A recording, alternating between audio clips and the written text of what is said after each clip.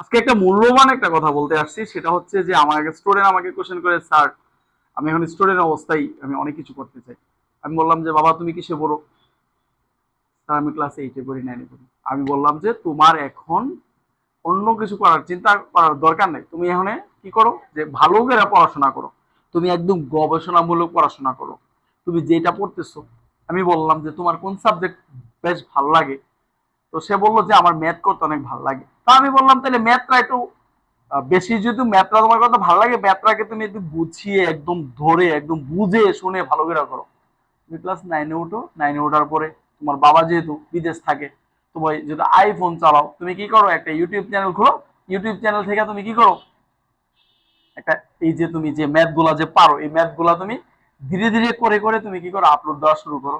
তাইলে তোমার কি পড়াশোনার প্রতি একটা হইলো, তুমি মানুষকে একটু জানাইলা, তুমি নিজেও জানলা, তাহলে তোমার গবেষণামূলক এই কাজগুলো করতে পারো। তো আমি প্রত্যেক ছাত্রকে বলবো, তোমার যেই সাবজেক্ট ভালো লাগে, তোমার যেটা করতে ভালো লাগে, যে কোনো হও, তুমি আর্ট ভালো পারো, আর্ট নিয়ে তুমি কাজ করা শুরু করো।